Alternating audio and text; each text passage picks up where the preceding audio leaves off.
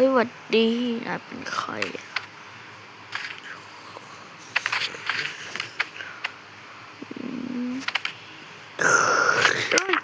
ไว้สรุปเลย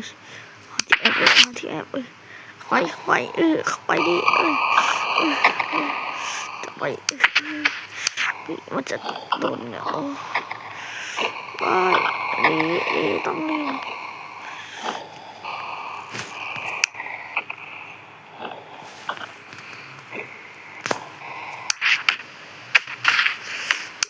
ลงไปได้ใช่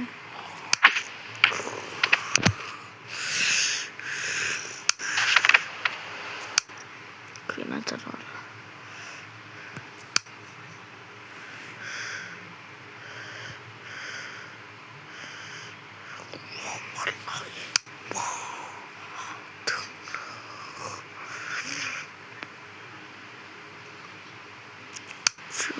รอดวันไม่มาแล้วดีแล้ววะมันหายไปแล้ว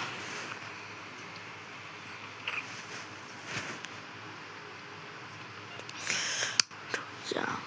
จบแล้ว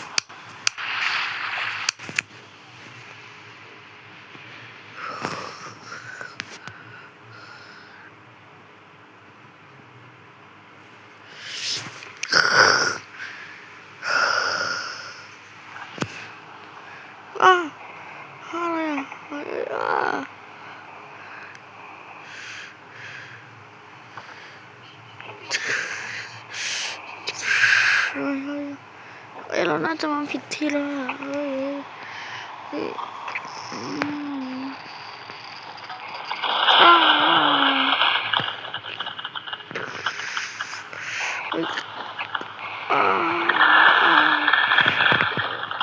ะ